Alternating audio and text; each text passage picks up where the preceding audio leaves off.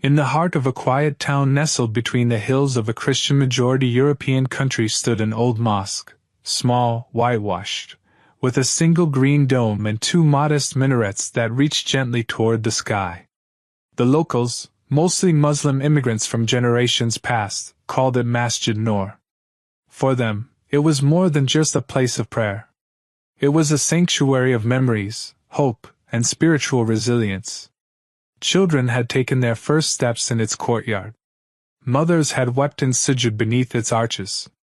And elders, bent with age, still walked every far morning to sit beneath its soft light and whisper verses of the Qur'an.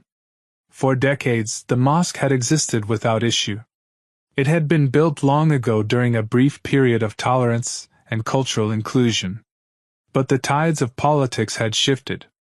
The new government, bent on modernizing infrastructure and consolidating power, had drawn up plans for a national expressway that would cut directly through the older quarters of the town, right through the land on which Masjid Noor stood. It began quietly, a few engineers taking measurements, red markers placed discreetly near the mosque's boundary wall. But soon, an official letter arrived. It was written coldly, in bureaucratic language devoid of compassion. The government had issued a 30-day eviction and demolition notice. Masjid Noor was to be torn down to make way for the Unity Road project, a multi-million-dollar expressway hailed as a symbol of national progress. When Imam Yusuf, a calm and thoughtful man in his late 60s, read the letter aloud after Jumu'ah prayer, the congregation fell into stunned silence. His voice had trembled ever so slightly as he folded the paper and looked up at the rows of men, women, and children who called this place their spiritual home. The elders sat frozen. The younger men whispered in disbelief. Children looked at their parents, confused by the weight of what had just been said. Imam Yusuf finally spoke. "My brothers and sisters," he began slowly, "we are told that our house of worship must be destroyed. But a house built with sincerity, where the name of Allah has been raised in remembrance day and night, cannot be erased by ink on paper." His words were met with tears. Some raised their hands in dua. Others clenched their fists in helpless anger. That night, a town hall meeting was held in the mosque courtyard. Despite the cold air, hundreds gathered, Muslims, a few Christians, and even secular townsfolk who had grown up alongside their Muslim neighbors and respected the mosque's presence. "What right do they have to erase history?" cried Brother Rahman, a schoolteacher in his 40s. "This isn't just about concrete and tar, this is about identity, about faith." "We can write petitions," suggested Sister Samira, a young lawyer. "I will take it to court if I have to." "They'll never listen," muttered another man. "They only hear what suits their agenda." But Imam Yusuf stood up again, holding his misbah, prayer beads, and raising his hand for silence. "We will exhaust every halal means," he said firmly. "But before anything else, we turn to Allah. We will pray. We will fast. We will make dua in the last third of the night. And we will not raise our voices in anger, but in righteousness." From that day forward, the mosque became a center of spiritual mobilization. Every evening, people gathered not just for Maghrib and Isha, but for heartfelt du'as that rose into the winter skies like incense. The Imam began reading Surah Yasin and Surah Qaf after every prayer. Mothers whispered Ayat al-Kursi at dawn. Children learned to say Hasbunallahu wa ni'mal wakil. As the days passed, the pressure from the outside world grew. Government officials refused to meet the mosque committee. The town mayor, once a friendly face, claimed his hands were tied. A government spokesperson appeared on TV and stated, "Development must not be hindered by outdated structures. The mosque will be relocated respectfully." Relocated? To the people of the town, Masjid Noor was not a sofa to be lifted and moved. It was a vessel of prayer, soaked in generations of sujud. It was built by hands that no longer existed, and prayed in by voices that had long since passed into the hereafter. As tensions grew, media began to trickle in. A few independent journalists picked up the story. Headlines like, Muslim minority mosque faces demolition, began to appear in small corners of the digital press. But it wasn't enough to sway the powers that be. In the third week, construction vehicles began arriving near the town. Massive excavators, bulldozers, and trucks bearing company logos parked just a few hundred meters from the mosque. Red plastic flags marked where the road would run. It cut straight through the prayer hall. Fear crept in. Some whispered that it was over, that they should begin packing the Qur'ans and artifacts, remove the minbar and prayer carpets before the authorities took it all. But Imam Yusuf did something no one expected. He entered itikaf. For 7 days and nights, he remained inside the mosque, fasting, praying, and reciting the Qur'an alone. He barely slept. Those who visited saw his figure through the frosted glass, bowed in prayer or seated silently with the Qur'an in his lap. The community, touched by his sacrifice, joined him, taking turns staying awake in vigil, holding collective tahajjud, and breaking fast with dates and water. And then something extraordinary happened. On the 27th night, though not Ramadan, a strange sense of stillness filled the mosque. There was no storm, no loud event. Just a deep calm. And with it, a renewed sense of resolve. The next morning, the bulldozers rolled forward. The congregation stood in front of the mosque in silence. No signs. No shouting. Just prayer. Police formed a barrier. The media captured the moment. The engineer gave the signal. The first excavator lifted its massive claw and swung it toward the mosque wall. And then, it happened. The metal groaned, shuddered, and then, without warning, snapped in half. The arm of the excavator twisted backward like paper. Its hydraulics hissed, and the engine spewed white smoke before shutting down completely. Everyone froze. The operator leapt out, cursing in disbelief. The next bulldozer moved forward. As its wheels reached the mosque's perimeter, it sputtered and jolted. Sparks flew from its hood. Then silence. 3 more machines followed. All suffered identical failures, broken parts, unexplainable shutdowns, and thick plumes of white smoke. Technicians scrambled. Police officers exchanged nervous glances. And Imam Yusuf? He stood barefoot on the mosque steps, holding the Qur'an to his chest.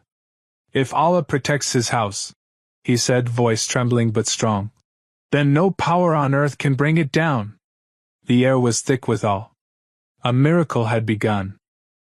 Word of the failed demolition spread like wildfire.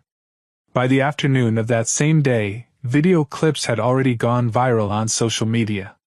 Millions watched in disbelief as heavy machinery, engineered to tear down buildings of steel and stone, collapsed like toys in front of an aging mosque. Hashtags began trending. Hashtag Unshakable Mosque, hashtag Hand of God, hashtag Masjid Miracle. News anchors, bloggers, and influencers picked up the footage. Some called it a technical glitch. Others dubbed it a staged event. But the locals who stood there, who heard the roaring engines die down one by one, knew the truth in their hearts. This was no coincidence. By sunset, people began arriving from nearby towns. Some came out of curiosity. Others with reverence. Elderly women touched the outer walls of the mosque and wept silently. Teenagers gathered with their phones, but even they fell quiet as they stepped closer to the courtyard, overwhelmed by a presence they couldn't explain. Inside, Imam Yusuf sat quietly on the prayer mat where he had been all week. His eyes were closed, his face illuminated by the soft glow of the lantern beside him. He had not left the mosque even after the failed demolition. When the news crews asked for interviews, he simply smiled and said, "This house does not belong to me. It belongs to the one who never sleeps. Speak to him." Outside, engineers from the demolition company scratched their heads. Technicians ran diagnostics on the machines. "Everything's fine on paper," one of them muttered. "These engines shouldn't have failed. It's like they were held back." In the provincial capital, an emergency meeting was convened at the governor's office. tensions ran high. Some wanted to push ahead, to send new machines and break the illusion of a miracle. Others were alarmed by the public reaction. "This has gone international," a political advisor warned. "If we continue this, we risk looking like tyrants attacking a house of worship." But not everyone agreed. Among them sat Mr. Rolfin, a high-ranking official in the Regional Development Board. He had much to lose. Unknown to most, he had already signed private contracts with a foreign developer. The land where Masjid Noor stood was promised to investors for a commercial hub. He had received bribes, money that now risked exposure. His voice was cold and sharp. "If machines fail, we fix them. If the media reacts, we control the narrative. We cannot back down now. We must show strength." He didn't believe in miracles. Not in a God who would defend bricks and mortar. He believed in politics, influence, and power. And he wasn't about to let an old imam and a dusty mosque ruin his empire. Back in the village, the atmosphere had changed completely. What was once a simple neighborhood mosque had become a symbol. A monument. People came day and night to pray, reflect, and simply sit in silence. The town's youth, many of whom had been drifting away from the faith, returned to the masjid. Some even stayed overnight in spiritual retreats, asking questions, seeking answers. One of them was a young man named Elias. He had grown up in the village, the son of a Muslim father and a Christian mother. Though raised Muslim, he had long abandoned religion. University life in the city had filled him with doubt. To him, the mosque was just a building from his childhood, irrelevant in a world ruled by science and skepticism. But something had shifted in him the moment he saw the videos. He arrived on the third day after the failed demolition. The air was still heavy with awe. The scent of jasmine flowers mixed with the earthy smell of fresh soil. He walked slowly toward the masjid, memories flooding his mind, his father teaching him how to make wudu at the fountain, his grandmother whispering du'as in the courtyard, his mother watching quietly from the women's section with gentle eyes. Inside, Imam Yusuf was reciting softly from Surah Al-Hajj. "And whoever honors the symbols of Allah, indeed, it is from the piety of hearts." Elias sat near the back unnoticed. For a long time, he simply listened. Then, unexpectedly, tears began to roll down his cheeks. He couldn't explain why. He wasn't crying from sadness nor joy. It was like a wall inside him had collapsed, a wall built over years of denial and inner conflict. After the prayer, he approached the imam. "I don't know what I'm feeling," he said, "but I want to understand. Is this real?" Imam Yusuf looked at him gently. "When Allah touches the heart, no machine can stop it," he said. "You don't need to understand everything. Just take one step toward him, and he will come to you running." Elias didn't say another word. He just nodded, and for the first time in years, joined the congregation for far the next morning. Meanwhile, Mr. Rolfin had already initiated the next phase of his plan. If the machines couldn't destroy the mosque physically, he would destroy it in the public eye. He hired a media agency to fabricate stories. Within 48 hours, social media platforms began to see a surge of suspicious posts. "The mosque is built on illegal land. The imam is part of a foreign extremist network. Locals are being hypnotized to believe in miracles." Some digital influencers picked up the stories without verification.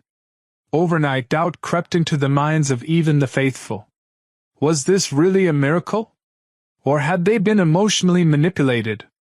Imam Yusuf, aware of the rumors, did not react with anger. Instead, during Jummah, he delivered a sermon that echoed through every heart present. "Brothers and sisters, truth does not tremble in the face of lies. When Ibrahim, peace be upon him, was thrown into the fire, people mocked him too.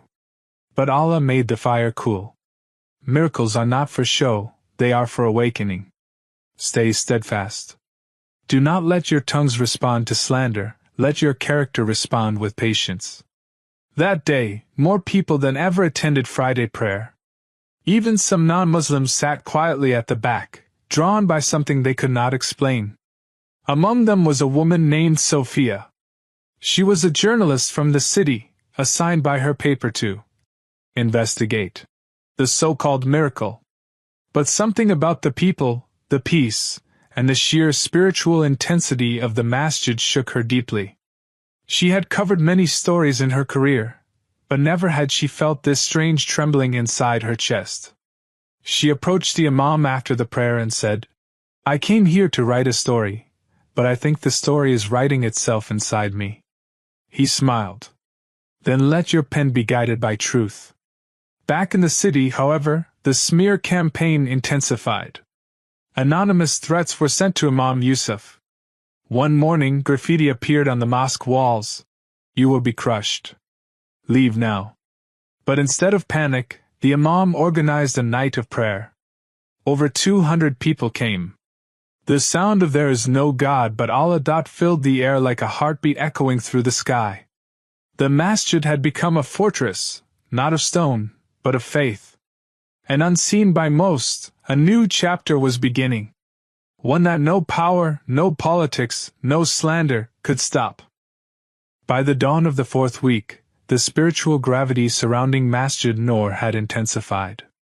The small mosque, once forgotten by most beyond the village, now hummed with a sacred energy. Pilgrims arrived daily, some on foot, some in cars that bore plates from distant cities. Many didn't know exactly why they had come. Some said they dreamed of the mosque.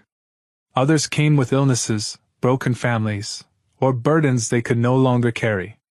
And in that humble courtyard, where the earth still bore marks of failed bulldozers, they found unexpected peace. Yet while faith bloomed in the hearts of the masses, a storm was brewing behind the scenes. Mr. Rolfin, the powerful official who had orchestrated the demolition plan, found himself under pressure. The media had begun asking too many questions. Some journalists had traced the land contracts, discovering that a private international firm was involved. Whispers of corruption floated in political circles. His bribes, once accepted in silence, now threatened to become the noose around his neck. So he changed tactics. "If I cannot destroy the building," he said to his advisor, "I will destroy the man." His new campaign targeted Imam Yusuf directly. Fabricated images of the imam with foreign clerics were spread online. Claims were made that he was linked to radical networks abroad. A forged financial document claimed he received foreign funding. Troll farms were activated to flood social media with comments accusing the mosque of being a cover for extremism. The timing of this slander was not random. It was released just before the regional court was due to review a petition filed by Muslim lawyers to grant Masjid Noor heritage protection status, a move that could permanently prevent its demolition. The aim was clear: discredit the imam, disqualify the petition, and silence the people. But truth has a stubborn way of shining through darkness. In the very same week, a young woman named Leah, an independent investigative journalist, arrived at the village. She had been following the story quietly from afar. What caught her attention was the eerie similarity between the mosque smear campaign and earlier cases she had investigated involving state-sponsored disinformation. Unlike mainstream journalists, Leah didn't carry a camera crew or ask for interviews. She sat at the back of the mosque for hours, observing, listening. She joined a gathering of women who were baking bread for visitors. She spoke to an elderly man who cleaned the wudu area. Every word, every gesture she saw was filled with sincerity. "This isn't radicalism," she whispered into her recorder. "This is devotion." Meanwhile, Elias, the once skeptical youth who had returned to the faith, had begun volunteering full-time at the mosque. He helped coordinate guests, organized food for visitors, and assisted Imam Yusuf with administrative tasks. One evening, while sorting old paperwork in the office, he came across something unusual: an original land deed from Masjid Noor, signed and sealed decades ago by local authorities, long before Mr. Rolfin's illegal property, narrative began. "Imam," Elias said, rushing to the prayer hall. "Look at this." The Imam read the paper slowly, nodding. "Alhamdulillah," he said. "Truth reveals itself at the right time." The next day, Leah requested a private meeting with Imam Yusuf. Inside the mosque's small library, she laid out printed screenshots, network maps, and digital signatures. "This entire campaign against you," she said, "was coordinated from the provincial governor's IT office. I've traced the fake accounts. I have proof." The Imam remained calm, even as she showed him the evidence. "Will you expose them?" he asked gently. "Yes," Leah replied. "But I need your blessing. This story will cause a political earthquake." He looked at her, smiled softly, and said, "Let the truth tremble the earth. If falsehood is the fire, truth is the rain." That night, Leah published her exposé. The Shadow War Against Masjid Noor. It went viral within hours. The article included IP address logs of troll accounts linked to government servers, a timeline showing the fake news surge after the demolition failed, audio recordings of private contractors discussing the bribes, photos of original land documents proving the mosque's legal standing. People were outraged. Not just Muslims, but Christians, secular citizens, journalists, and activists from across the nation. Demonstrations began in multiple cities. University students held vigils. Churches even rang their bells in symbolic solidarity with Masjid Noor. The Ministry of Interior was forced to respond. They opened an official inquiry. The president issued a statement urging protection of all places of worship. Mr. Rolfan, once untouchable, was summoned for questioning. But the enemy was not done yet. At 3:17 a.m. 2 nights later, a fire broke out near the rear section of the mosque. Flames licked the edges of the storage room and climbed toward the minaret. Panic spread quickly. But before the fire could engulf the structure, heavy rain began to fall, sudden, strong, as if summoned from the heavens. Within 10 minutes the blaze was gone. Later, investigators found traces of accelerants. It had been arson. Someone had tried to burn the mosque down. Despite the evidence, Imam Yusuf once again urged calm. "We are not afraid," he told the congregation the next morning. "The fire of hatred only strengthens the light of Iman." And indeed, the people didn't run. Instead, they came in larger numbers. A group of Christian women arrived bearing flowers. One of them, an elderly woman with a scarf tied around her head, approached the Imam and said, "When your mosque stood, I felt protected in this town. You prayed for us during the floods. Now we pray for you."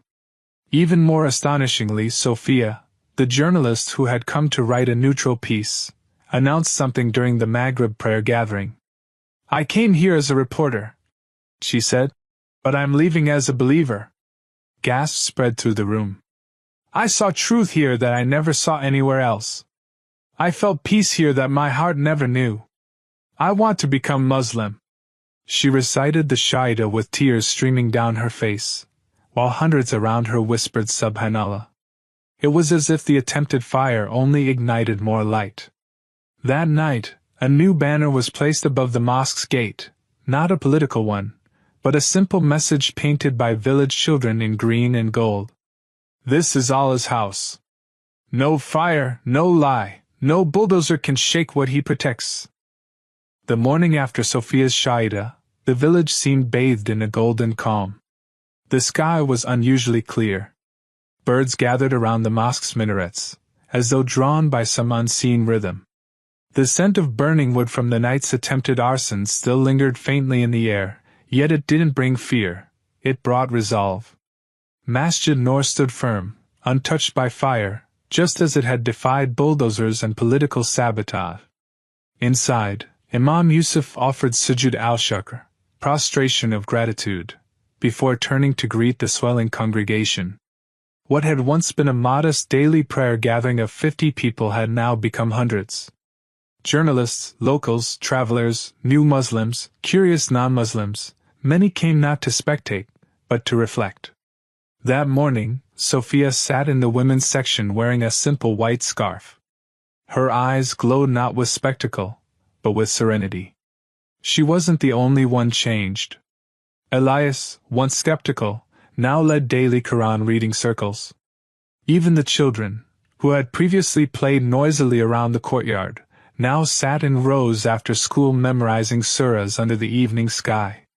But not everyone viewed this transformation with joy. In the governor's mansion miles away, Mr. Rolfan watched the television in silence.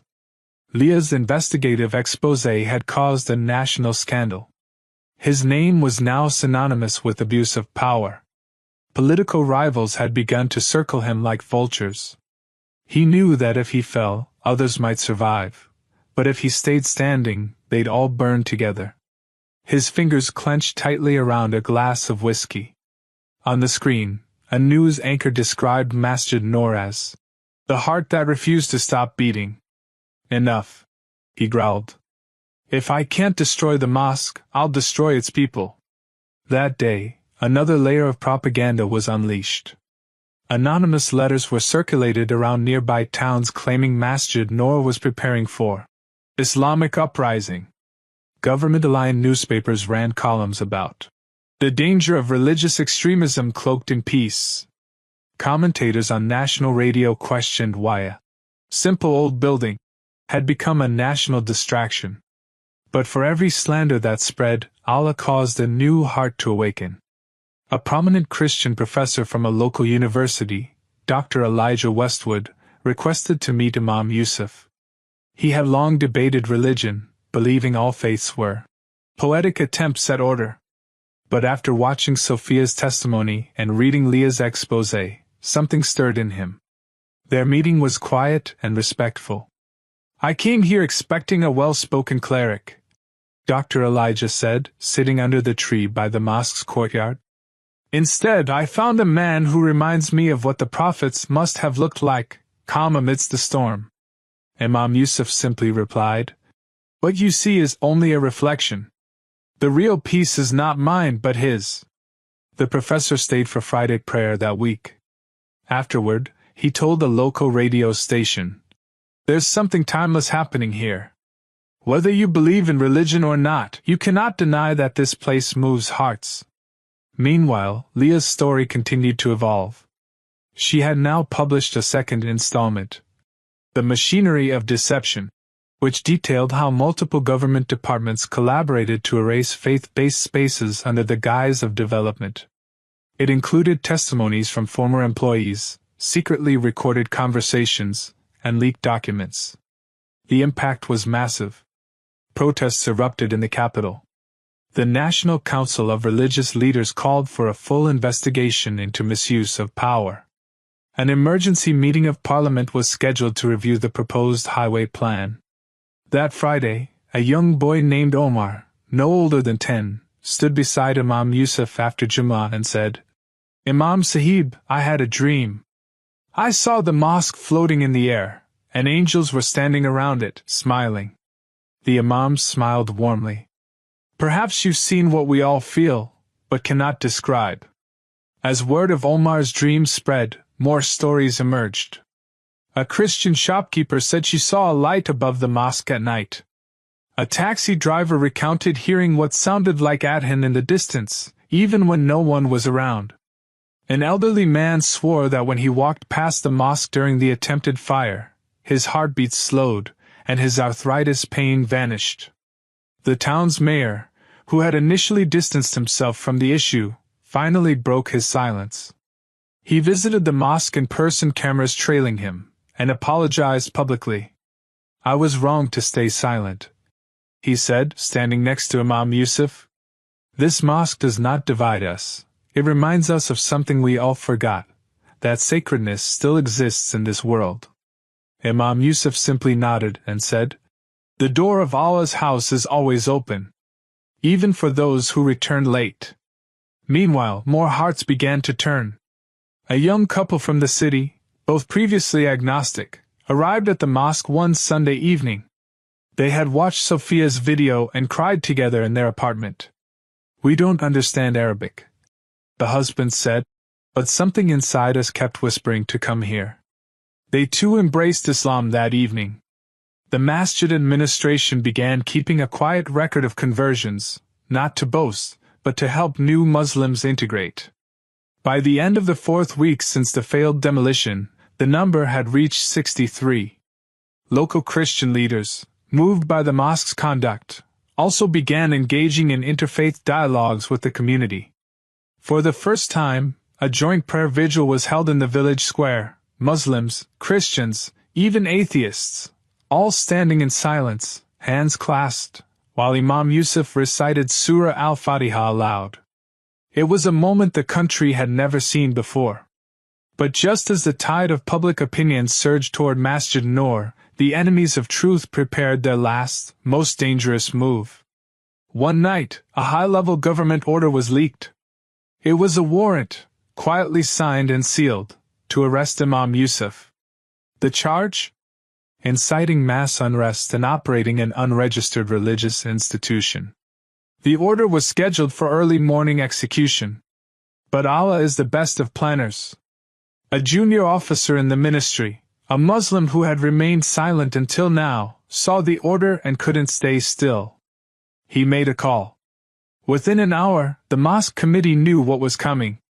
When Imam Yusuf was informed, he didn't flinch. "If it is my time to be tested," he said, "then I will meet it in wudu, with a heart in remembrance." That night, the mosque didn't sleep. Hundreds arrived not in fear, but in unity. Qur'ans were recited. Du'as echoed through the village. The night was long, and hearts were firm. And at Far, when the authorities arrived to arrest him, they found something they didn't expect. Over 2,000 people, standing shoulder to shoulder, encircling the mosque in peaceful prayer. No weapons. No protest signs. Just the words of Allah filling the air. One of the officers, a man known for his strictness, looked at Imam Yusuf, then at the crowd. His hand trembled as he reached for the warrant. But instead of reading it, he slowly tore it in half. "I can't," he whispered. "This is no criminal. This is a man of God." And in that moment, the earth felt as if it had exhaled. Another miracle had unfolded. The dawn that followed Imam Yusuf's near arrest was unlike any the town had seen. A golden mist drifted across the streets, the kind that gently kisses the earth before the sun fully rises. People stood in hushed awe outside Masjid Noor, young and old, veiled and unveiled, Muslim and non-Muslim, bearing witness to what felt like divine intervention. News of the warrant's cancellation, torn in the officer's trembling hand, had already reached the farthest corners of the country. No one moved. For a long time after Far, people simply sat in silence. Not out of fear. Not out of protest. But as if waiting to see what heaven would do next. Inside the mosque, Imam Yusuf remained in sujud longer than usual. His forehead pressed to the ground, lips moving in hushed dua. When he finally rose and turned toward the gathering, his face carried the calm of a man who had placed his trust entirely in Allah. "My dear brothers and sisters," he said quietly, "this test is not over. But every moment of it brings us closer to something greater than justice. It brings us closer to truth. And truth belongs to Allah." The crowd, moved by his humility, responded not with applause but with a mien, soft and collective, like the gentle roll of thunder. Later that morning, Lia, the investigative journalist whose work had triggered the chain of national outcry, was invited to speak on a national talk show. The anchor, known for her sharp tone, asked, "Lia, do you believe in miracles?" She paused for a moment, smiled, and replied, "I believe in evidence. And every piece of evidence I've uncovered at Masjid Noor points not just to corruption being exposed, but to hearts being transformed. If that's not a miracle, what is?" That one sentence was clipped, shared, and broadcast to millions. But behind the scenes, the enemies of Masjid Noor hadn't retreated entirely. Mr. Rolfan, though now under investigation, was still maneuvering his influence from the shadows. He issued quiet threats to the judiciary, attempted to pressure journalists, and contacted foreign firms he had promised the land to, begging them not to back out. One of his calls was secretly recorded. In it he was heard saying, "I don't care if that building floats in the air, it's coming down. It's just a mosque. Just a prayer hall. What's the worst that could happen?" The recording leaked within days. The backlash was seismic. Religious leaders across denominations condemned his words. The president himself was forced to distance his office from Rolfan and call for a re-evaluation of development priorities in light of public sentiment and spiritual heritage. Masjid Noor, once a silent corner of a quiet village, was now a symbol. A sacred stand against tyranny. A beating heart reminding a secular nation that the soul of a people cannot be paved over. And then, something unprecedented happened. A group of monks from a nearby monastery arrived at the mosque unannounced. Dressed in simple brown robes, barefoot, and carrying only prayer beads, they requested to meet the imam. "We have lived in this land for 60 years, said the eldest monk. "We were taught Islam was rigid, unmoving. But now we see that it is peace. It is resistance, not through fire, but through stillness." Imam Yusuf welcomed them with open arms. He prepared tea for them himself and sat cross-legged in the courtyard. They spoke of God, not in doctrine but in awe. One monk, teary-eyed, whispered, "Your mosque reminds me of the temples of old, when places of worship still felt alive." They left with copies of the Qur'an, translated into their native tongue, and promised to return with others who wished to learn. Elsewhere, Elias was now leading small halakas, study groups, for young men, many of whom had been on the brink of giving up on faith entirely. "I used to think Islam was just rules," said one boy. "But Masjid Noor taught me it's also love." The mosque's influence began extending beyond the village. Donation boxes overflowed. Volunteers from other towns arrived to offer help, doctors, teachers, even architects who wanted to repair and expand the aging structure respectfully. Yet Imam Yusuf refused to let the mosque become a spectacle. He insisted on one principle. This mosque was not protected so we could become famous. It was protected because Allah wanted us to remember Him more. And they did. Every night now, after Isha, the mosque hosted what they called the gathering of hearts. It wasn't a sermon or a lecture. It was simply people sitting in the dim light, sharing stories, reading Qur'an together, and praying silently. One evening, a new face entered the gathering. He was tall, middle-aged, with a tired expression and heavy eyes. No one recognized him, until Imam Yusuf looked up and froze. It was the officer who had torn up the arrest warrant. He walked to the front slowly and sat next to the Imam. For a few minutes he said nothing. Then finally, with a trembling voice, he spoke. "I've done things I'm ashamed of. Followed orders blindly. But that day, when I saw you standing there, not with anger, but peace, I realized I was the one who needed saving." He paused. "And I want to learn about this faith.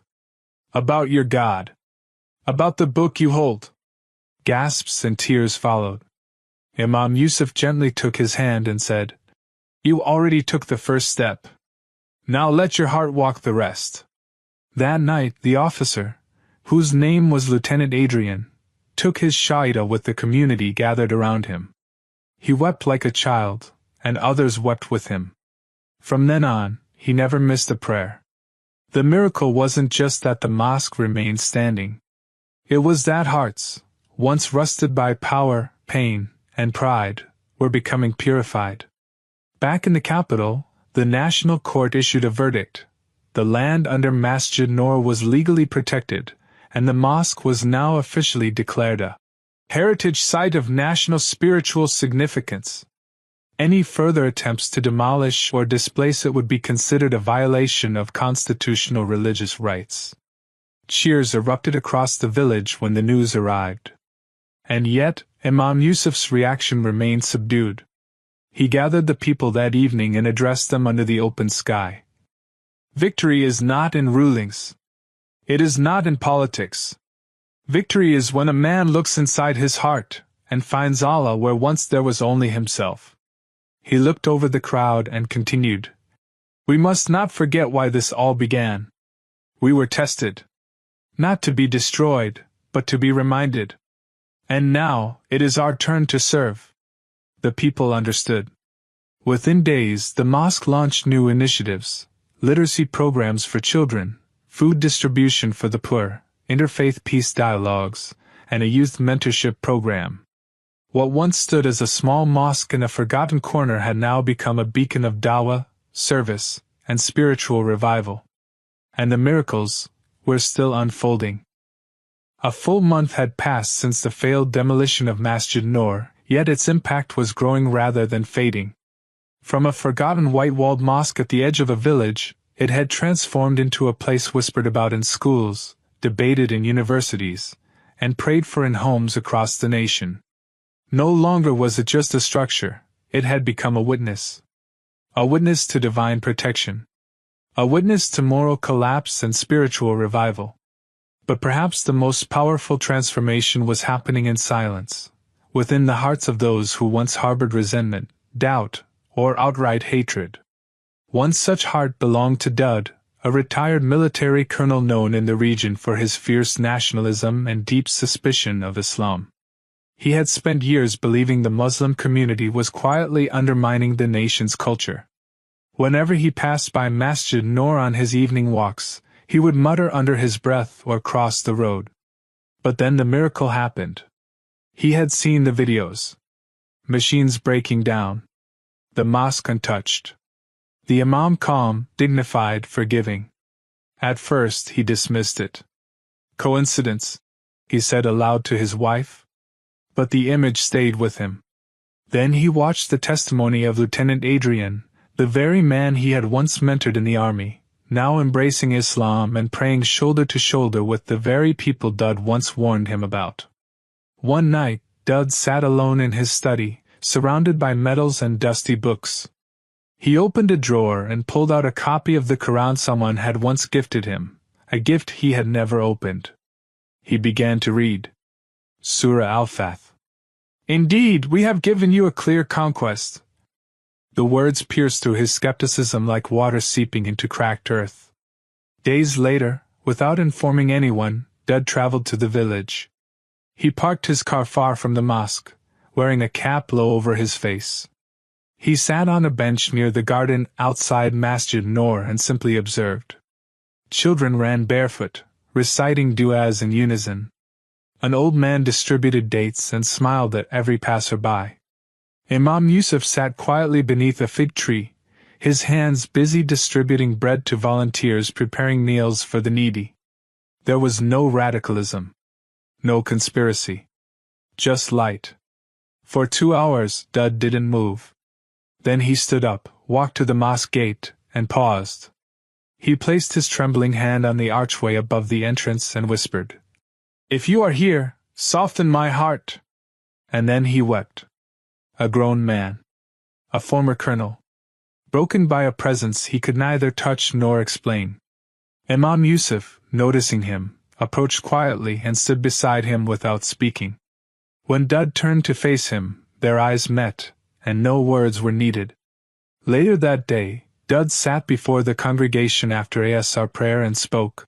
"I was wrong. About everything. I thought strength came from fear. But this house taught me that strength is forgiveness." With that, he too took his Shaida, surrounded by people who once feared him, now embracing him as a brother. Elsewhere in the country, pressure was mounting on the corrupt official Mr. Rolfan. His empire was collapsing. Foreign contractors had pulled out.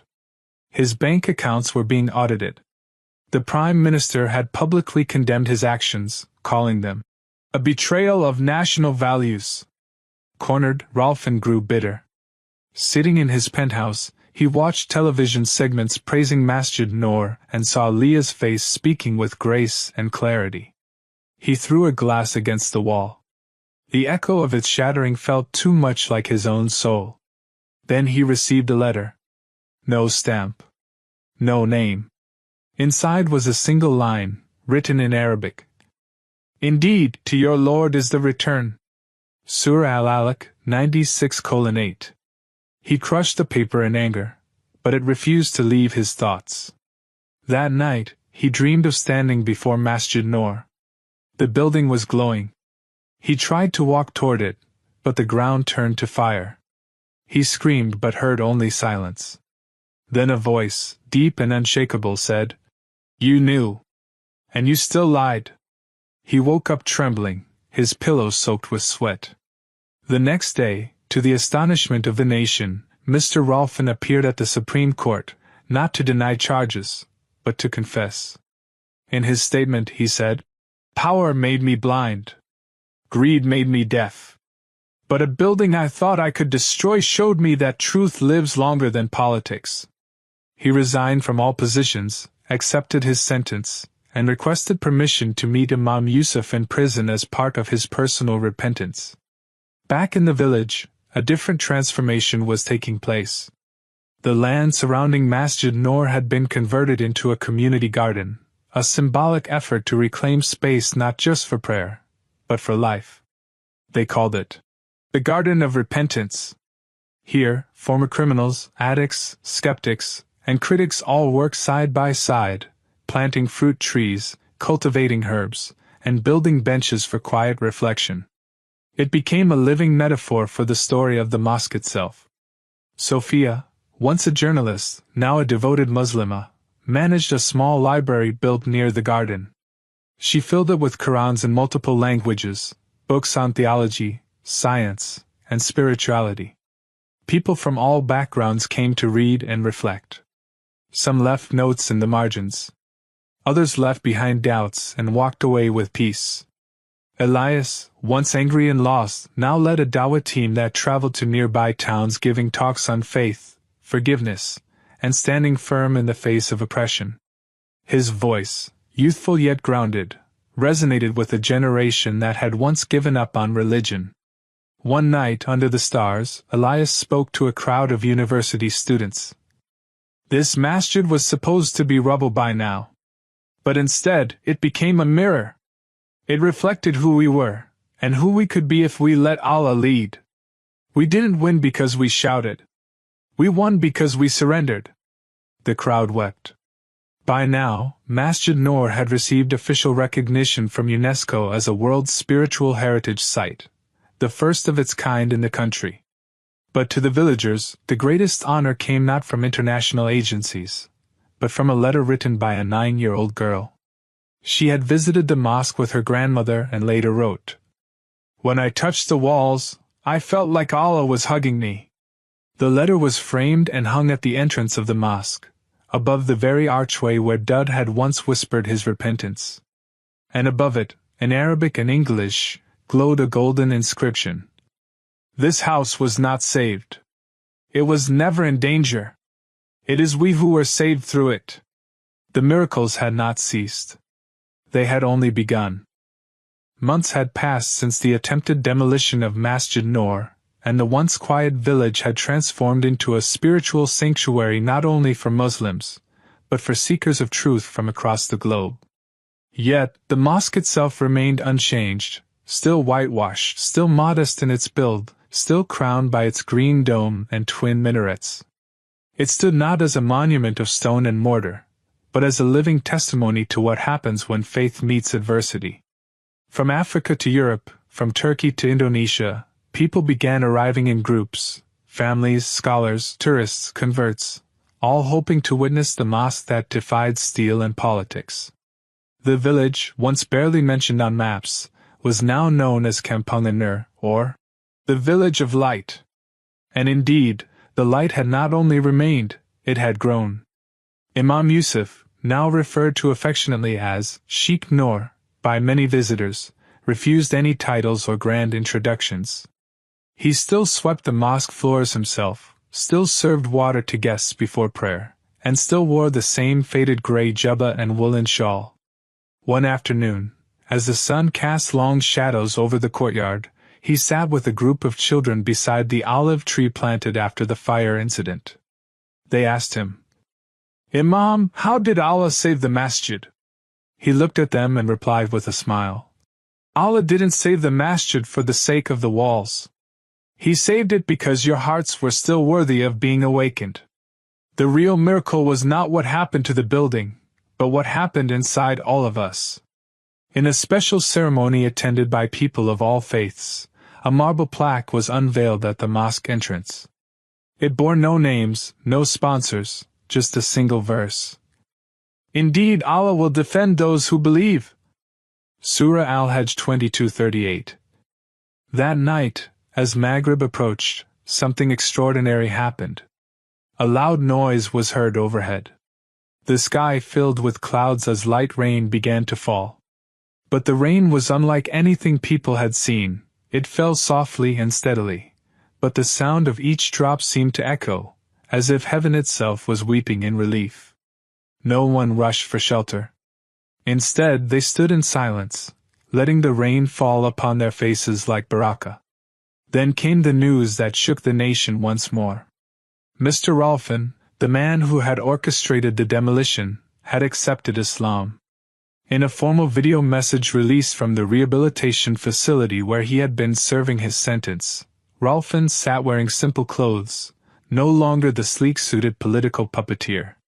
His voice was steady, though his eyes were filled with deep regret. He said, "I tried to destroy a mosque. But Allah used that moment to destroy the arrogance in my heart instead. I don't ask for forgiveness from the world, only from my Creator. The very people I tried to crush were the ones who led me back to the truth. I now carry the name Abdullah Rolfan, and I testify that there is no God but Allah, and Muhammad is his messenger." Gasps and takbirs echoed across screens. The same man who had once called the mosque just a building had now knelt in its courtyard, kissed its floor, and cried like a baby. When asked by a prison chaplain what changed him, he said, "It wasn't the Qur'an alone. It was the forgiveness they gave me, before I even asked for it." In the weeks that followed, the revival that began in Masjid Noor began to echo across the nation. Old mosques, once neglected, were reopened and cleaned. Young people started attending halakas. Community centers launched food banks and educational hubs in the spirit of Masjid Noor. And then came the surprise announcement. The national government officially declared March 9th as Day of Faith and Harmony, commemorating the day the mosque defied destruction. On this day, schools across the country would suspend regular classes and engage in community service, interfaith dialogue, and spiritual reflection. Imam Yusuf, during an interview with international media, said humbly, "We don't need a holiday. We need hearts that remember, and hands that serve."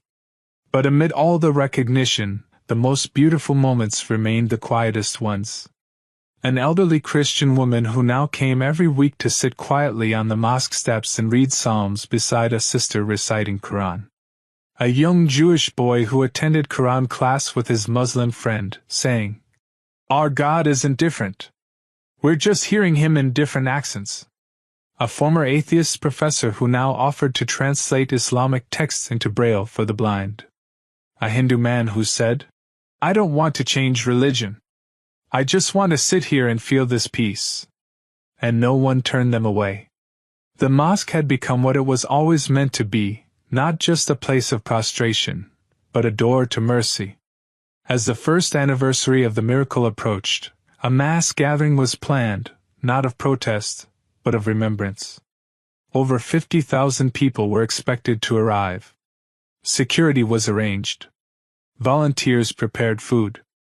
Imam Yusuf requested that there be no stage, no microphones, and no banners. "There is no star here but Allah," he said. The gathering was breathtaking. People stood in rows stretching into the fields, praying shoulder to shoulder. The air was thick with recitation. Children held candles, elders held walking sticks, and everyone held on to hope. That night, Imam Yusuf climbed the steps of the minbar and gave what would be remembered as his most powerful khutbah. He began. 1 year ago, we feared this house would be lost. But Allah turned fear into firmness, hatred into hidayah, and fire into light. If you asked me what protected this mosque, I will not say it was marble, or law, or fame. It was your dua, your tears, your sincerity, echoed by angels, and heard by the one above the throne. He paused. But now we must ask, what will protect it tomorrow? Will you still come when there are no headlines? Will you still pray when no one is watching? He looked over the crowd, voice softer now. Miracles are not meant to entertain us. They are meant to awaken us. Allah showed us something beyond reason. Now it is our turn to live beyond excuses. As he stepped down, the adhan began. And people wept. After the prayer, a little boy tugged on Imam Yusuf's sleeve. Imam, he asked, will the mosque always stay safe? The Imam knelt down, looked him in the eyes and said, as long as there is one heart that believes, this mosque will never fall. He kissed the boy's forehead and smiled. And the boy, with childlike confidence, ran out into the night, shouting to his friends, it's never going away. The masjid is forever. And truly, in that moment, with stars overhead and Qur'an in the air, it felt like he was right. Not because of bricks. Not because of laws.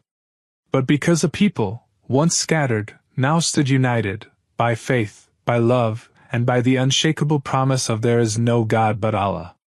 And so the mosque, once marked for destruction, became a symbol of eternal protection. And the light shall remain.